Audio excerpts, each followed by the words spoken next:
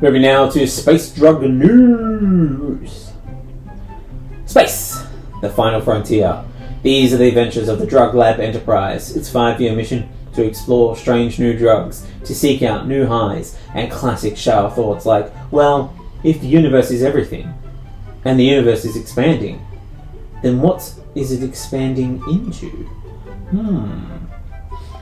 What's this about drugs in space? Did we discover some kind of space toad that we can all lick? No? No. Of course not. It's never a space toad. Why is it never a space toad? Alright, what do we got? The US Air Force has denied a request from VADA Space Industries to land it in-space manufacturing capsule at a Utah training area. Or, as Gizmodo has delightfully put it, Space Drug Factory denied re-entry to Earth. Perfect. Perfect headline. You got my attention, Gizmodo. Alright, so this drug factory is a capsule launched into orbit which autonomously grows crystals of the drug ritonavir, an antiviral medication used in the treatment of HIV. To help cover the cost of development, they were making a little meth on the side, of course. The cost of living is getting really high, and they aren't made of life-saving HIV drugs, you know. Sometimes you gotta sell a little on the side just to make it by. Now, the orbital factory is stuck in orbit after being denied re-entry back to Earth due to safety concerns. The US Federal Aviation Administration didn't grant the company permission to re-enter Earth's atmosphere. A spokesperson from the FAA said the company's request was not granted at this time due to the overall safety, risk, and impact analysis. The Federal Aviation Admission staff have seen all the Alien films and seem to have learnt the lesson that none of those characters seem capable of learning. You don't just bring back space stuff to home, do you? You don't. Be that home your spaceship, or the terraforming base of a fledgling society attempting to make a new planet its home, or your home planet. You don't do it. Only NASA or similar bodies dedicated to science get to drag space stuff home, not capitalists. And that goes double for capitalists, you hear me? Triple for space capitalists. They are the most reckless of the capitalists, and that includes Old Man Jenkins, who went to the trouble of dressing as a fire-breathing monster to scare people away from the abandoned factory so that he could buy it up cheap. He could have gotten away with it too if it weren't for those meddling kids, you know.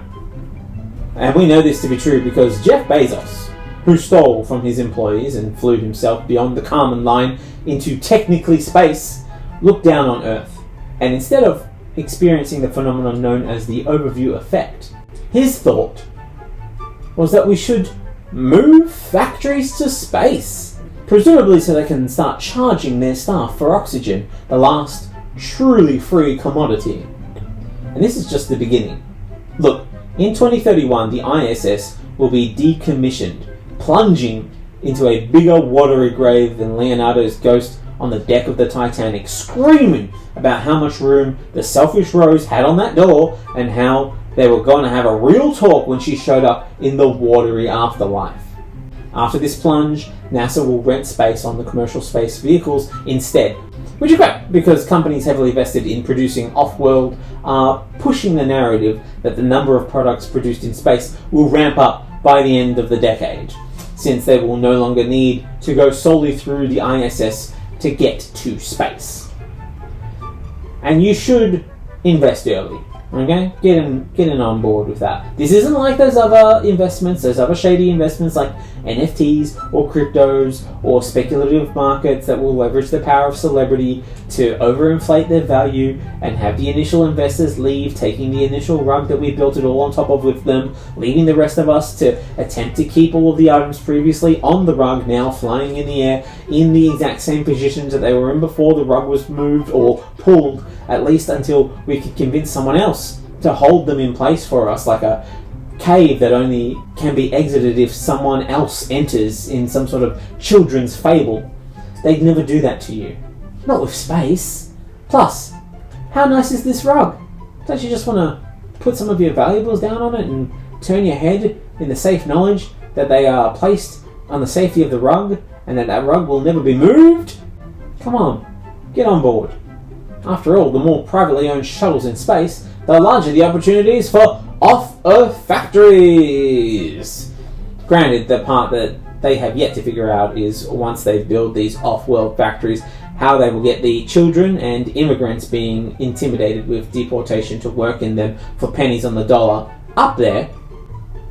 Also, the making of child-sized spacesuits, as no government has spent money on such a thing yet, so the capitalists can't just take the government's existing publicly funded research and pass it off as their own work, at least not yet.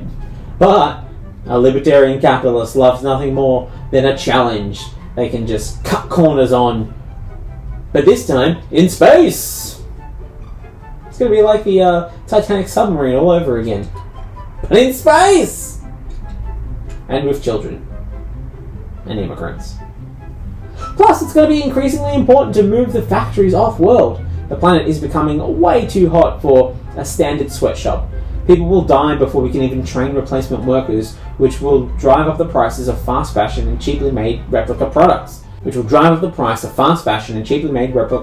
we sell for a premium because they were made in space. Also, do labour laws even count in space?